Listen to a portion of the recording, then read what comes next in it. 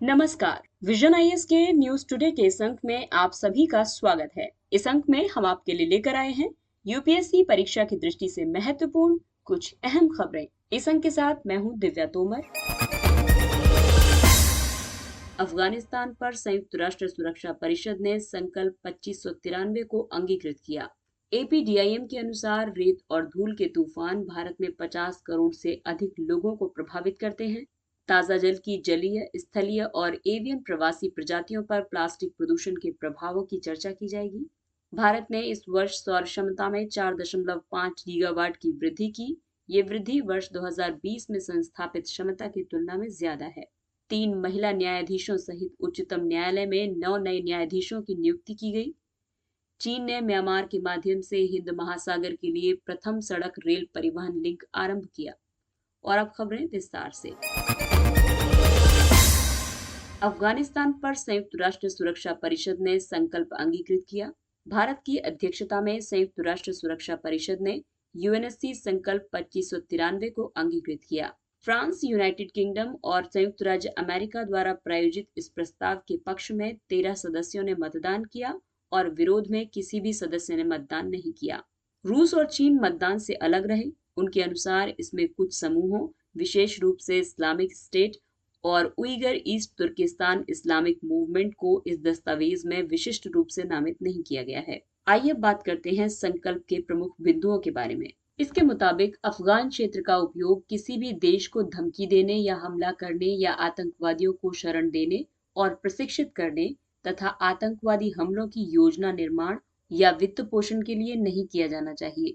ये विशेष रूप से यूएनएससी संकल्प 1267 द्वारा नामित आतंकियों का उल्लेख करता है, जिसमें लश्कर-ए-तैयबा और जैश-ए-मोहम्मद शामिल हैं। हालांकि इस संकल्प में तालिबान का कई बार उल्लेख किया गया है, लेकिन उसकी निंदा नहीं की गई है। भारत ने संकल्प को पारित करने में सक्रिय भूमिका निभाई है। इसने अफगानिस्तान में राज्य अभिकर्ताओं पर अंतर्राष्ट्रीय दबाव उत्पन्न किया और विशेष रूप से लश्कर-ए-तैयबा और जैश-ए-मोहम्मद की भूमिका को प्रकट किया। भारत ने जनवरी 2021 में यूएनएससी के एक अस्थायी सदस्य के रूप में अपना द्विवार्षिक कार्यकाल आरंभ किया था। ये भारत का 8वां कार्यकाल है। भारत 1 महीने के लिए यूएनएससी का अध्यक्ष रहा था। यूएनएससी में स्थायी सदस्य हैं चीन, फ्रांस, रूस, यूनाइटेड किंगडम और संयुक्त राज्य अमेरिका। इन सभी सदस्यों को वीटो का अधिकार है, जबकि गैर स्थायी सदस्यों का कार्यकाल 2 वर्ष का होता है। इसमें अफ्रीका से 3, एशिया से 2, लैटिन अमेरिका से 2, पश्चिमी यूरोप से 2 और पूर्वी यूरोप से 1 सदस्य देश होता है। अंतर्राष्ट्रीय शांति और सुरक्षा कायम करना संयुक्त राष्ट्र सुरक्षा परिषद का प्राथमिक उत्तरदायित्व है। ये संयुक्त राष्ट्र का एकमात्र अंग है जिसके पास निर्णय लेने की शक्ति है और जिसे कार्यान्वित करने के लिए सदस्य राष्ट्र बाध्य होते हैं। अगली खबर पर्यावरण से संबंधित है। रेत और धूल के तूफान भारत में 50 करोड़ से अधिक लोगों को प्रभावित करते हैं। आपदा सूचना प्रबंधन के विकास के लिए एशिया और प्रशांत केंद्र यानी एपीडीआईएम ने एशिया और प्रशांत में रेत और धूल के तूफान जोखिम आकलन शीर्षक से रिपोर्ट प्रकाशित की है।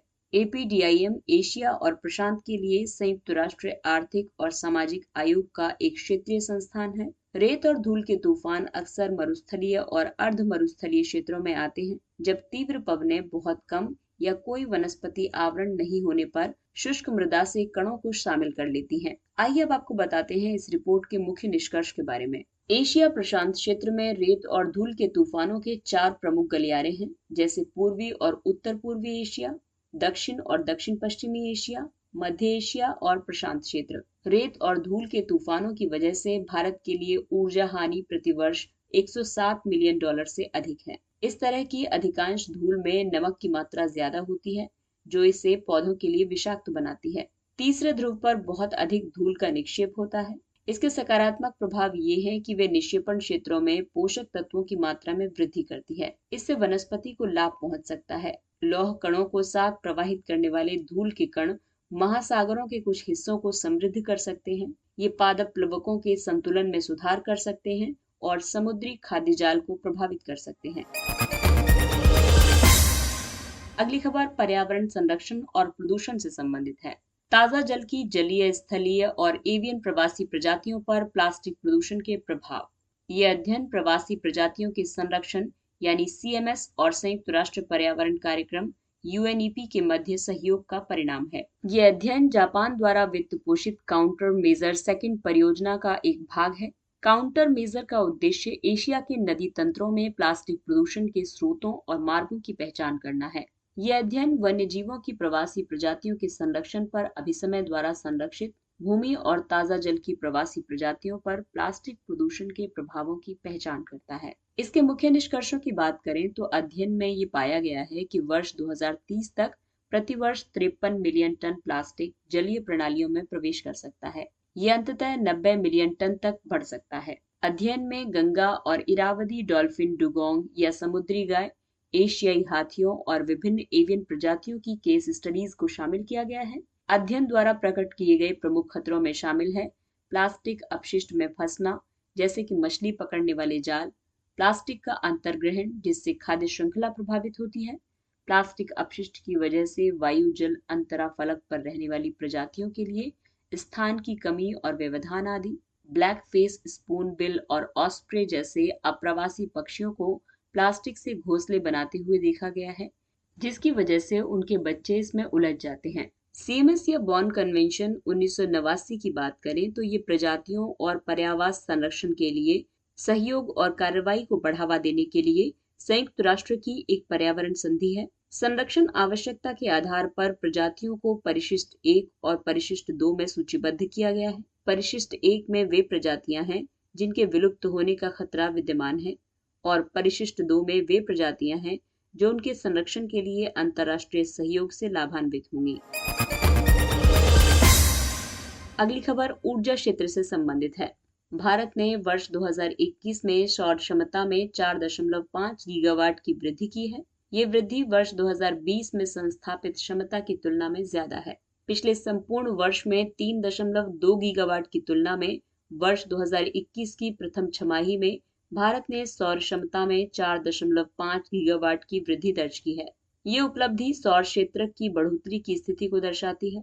इससे पहले भारत के संस्थापित विद्युत क्षमता मिश्रण में सौर ऊर्जा की हिस्सेदारी 10.3% पहुंच गई थी। आपको बता दें कि ये पहली बार पवन आधारित ऊर्जा स्रोतों से ज्यादा थी। सौर ऊर्जा को बढ़ावा देने के लिए सरकार द्वारा कई पहलें भी आरंभ की गई हैं, जैसे राष्ट्रीय सौर मिशन, भारत में रूफटॉप और सौर ऊर्जा परियोजनाओं के प्रोत्साहन के लिए सृष्टि यानी सोलर ट्रांसफिगरेशन ऑफ इंडिया योजना। इसके अलावा योग्य कार्यबल तैयार करने के लिए सूर्य मित्र कार्यक्रम, सौर पार्कों और अल्ट्रा मेगा सौर विद्युत परियोजनाओं का विकास, grid connected solar rooftop programme, PM Kusum यानी प्रधानमंत्री किसान ऊर्जा सुरक्षा एवं उत्थान महाअभियान योजना, अजय यानी अटल ज्योति योजना, बड़े ऊर्जा उपभोक्ता ग्राहकों के लिए नवीकरणीय खरीद दायित्व। इसके अलावा अंतर्राष्ट्रीय पहलों के तहत अंतर्राष्ट्रीय सौर गठबंधन का गठन किया गया। इसे भारत और फ्रांस द्वारा संभावित सदस्यों के रूप में कर्क रेखा और मकर रेखा के बीच पूर्ण या आंशिक रूप से स्थित 121 सौर संसाधन संपन्न देशों की ऊर्जा आवश्यकताओं की पूर्ति के लिए आरंभ किया गया था। एक विश्व एक सूर्य एक ग्रिड पहल को अंतर्राष्ट्रीय सौर गठबंधन फोरम में भारत द्वारा प्रस्तावित किया गया था। अगली खबर पेपर 2 से संबंधित है। 3 महिला न्यायाधीशों सहित उच्चतम न्यायालय में 9 नए न्यायाधीशों की नियुक्ति की गई। उच्चतम न्यायालय के इतिहास में ऐसा पहली बार होगा जब एक ही समय में 9 न्यायाधीश पद की शपथ ग्रहण करेंगे। इससे उच्चतम न्यायालय में न्यायाधीशों की संख्या 33 हो जाएगी। आपको बता दें कि उच्चतम न्यायालय में न्यायाधीशों की कुल स्वीकृत संख्या 34 है। आइए बात करते हैं न्यायपालिका में महिला न्यायाधीशों के बारे में। वर्ष 1989 में एम फातिमा बीवी से आरंभ होकर वर्तमान तक केवल 8 महिला न्यायाधीशों की नियुक्ति की गई है। न्यायमूर्ति इंदिरा बनर्जी 7 अगस्त 2018 को पदोन्नत होने के बाद शीर्ष न्यायालय में एकमात्र सेवारत महिला न्यायाधीश हैं। न्यायपालिका में महिलाओं के प्रवेश के समक्ष कई चुनौतियां मौजूद हैं। दरअसल जिला न्यायाधीशों के रूप में महिलाओं की भर्ती में प्रमुख बाधा प्रवेश परीक्षा देने के लिए पात्रता संबंधी मानदंड है। अधिवक्ताओं को 7 वर्ष की निरंतर विधिक प्रैक्टिस की आवश्यकता होती है। साथ ही उन्हें अनिवार्य रूप से 35 से 45 वर्ष के आयु वर्ग में होना चाहिए। ये महिलाओं के प्रतिकूल है क्योंकि इस आयु में अनेक महिलाओं का विवाह हो जाता है। इसके अलावा कानून में लंबे और अनम्य कार्य के घंटे और साथ में पारिवारिक जिम्मेदारियां अनेक महिलाओं को प्रैक्टिस छोड़ने के लिए बाध्य करती हैं। इसकी वजह से वे निरंतर प्रैक्टिस की आवश्यकता को पूर्ण करने में विफल हो जाती हैं। और अब बताते हैं कि न्यायपालिका में लैंगिक समानता का क्या महत्व होगा। महिलाओं की भागीदारी न्यायपालिका को अधिक पारदर्शी और समावेशी बनाने तथा जिन लोगों के जीवन को वो प्रभावित करती हैं, उनके प्रतिनिधि के रूप में उसे स्थापित करने की दिशा में एक सकारात्मक कदम है। महिला न्यायाधीश स्वयं के जीवन में घटित हो चुके उन अनुभवों को अपने न्यायिक कार्यों में उपयोग करेगी, जो अनुभव अधिक व्यापक और सहानुभूतिपूर्ण दृष्टिकोण की ओर ले जाते हैं।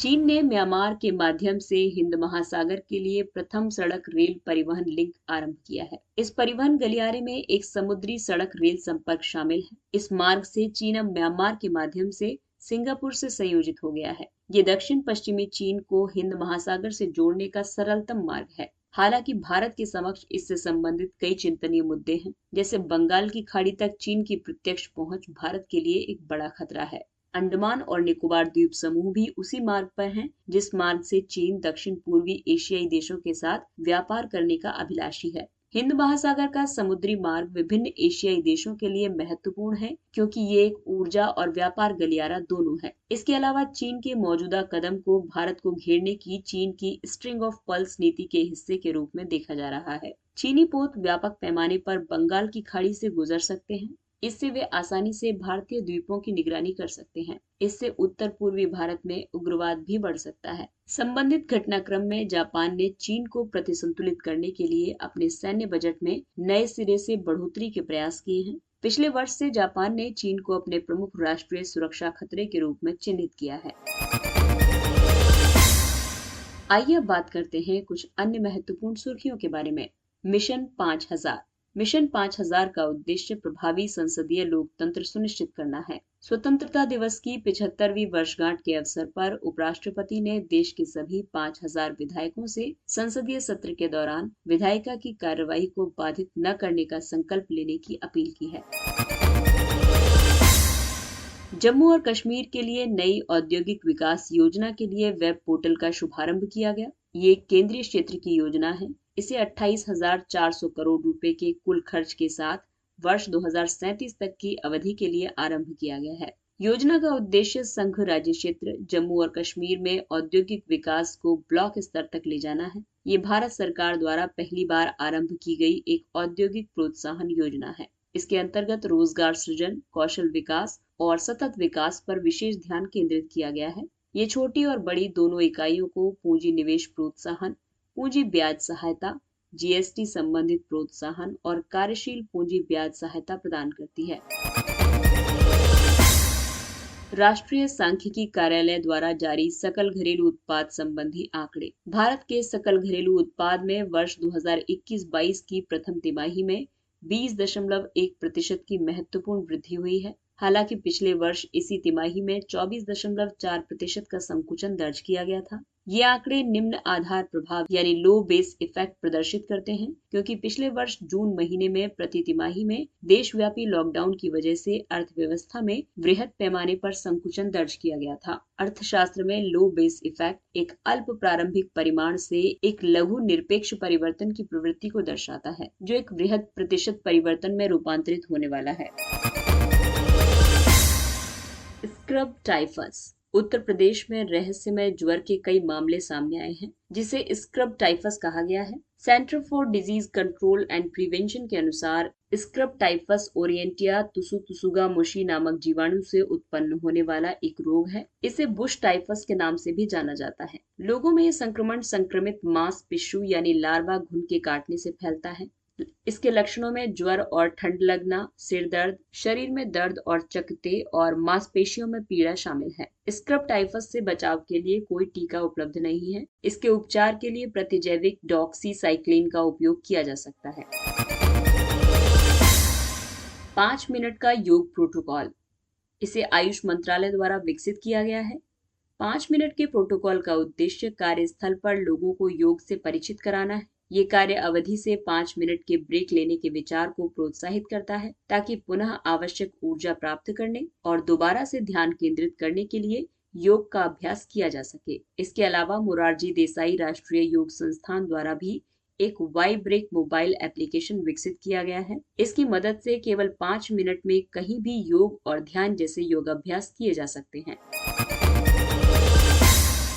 आइए अब बात करते हैं सुर्खियों में रहे स्थलों के बारे में। ओडिशा का केंद्रपाड़ा अब भारत का एकमात्र जिला बन गया है जहां मगरमच्छों की सभी तीनों प्रजातियां, लवणीय जल वाले मगरमच्छ, घड़ियाल और मगर मौजूद हैं। केंद्रपाड़ा विशेषकर नदियों, क्रीक्स, जल प्रवेशिकाओं से घिरा हुआ एक जिला है। ये भितरकनिका राष्ट्रीय उद्यान में लवणीय जल या ज्वार नदमुखीय मगरमच्छों के लिए अपने सफल संरक्षण कार्यक्रम के लिए प्रचलित रहा है। सभी 3 प्रजातियां वन्यजीव संरक्षण अधिनियम 1972 की अनुसूची 1 और प्राणी जात और वनस्पति जात की संकट प्रजातियों के अंतर्राष्ट्रीय व्यापार पर समझौते यानी साइट्स के परिशिष्ट के तहत संरक्षित हैं। IUCN में मगरमच्छों की स्थिति है। लवणीय जल वाले मगरमच्छ लीस्ट कंसर्न की सूची में है, घड़ियाल क्रिटिकली एंडेंजर्ड और मगर वल्नरेबल की सूची में शामिल है। और अब बात करते हैं सुर्खियों में रहे व्यक्तित्व के बारे में। श्रील भक्ति वेदांत स्वामी प्रभुपाद, इनकी 125वीं जयंती के अवसर पर भारतीय प्रधानमंत्री द्वारा 125 रुपए का एक विशेष स्मारक सिक्का जारी किया गया। वर्ष 1959 में उन्होंने संन्यास का संकल्प लिया था। इसके बाद उन्होंने वैष्णव शास्त्रों पर टीके को लेखनीबद्ध करना आरंभ किया था। वर्ष 1966 में स्थापित इस्कॉन के नेतृत्व के माध्यम से उन्होंने भारत और विशेष रूप से पश्चिम में गौड़ीय वैष्णव धर्मशास्त्र के प्रमुख संचारक के रूप में अपना विशेष योगदान दिया था। इस्कॉन यानी अंतर्राष्ट्रीय कृष्ण भावनामृत संघ को आमतौर पर हरे कृष्णा आंदोलन के रूप में जाना जाता है। गौड़ीय वैष्णववाद मुख्य रूप से राधा और कृष्ण की भक्ति की आराधना पर केंद्रित रहा है। इसके साथ ही ये अंक समाप्त होता है। अगले अंक में फिर मुलाकात होगी कुछ अन्य महत्वपूर्ण खबरों के साथ। तब तक अपना ख्याल रखिए, सुरक्षित दूरी बनाए रखिए, मास्क पहनिए, हाथ और मुंह साफ रखिए, बेहद आवश्यक होने पर ही घर से बाहर निकलिए और टीकाकरण अवश्य करवाइए। और अब हमें यानी विजन IAS की पूरी टीम को दीजिए इजाजत। नमस्कार।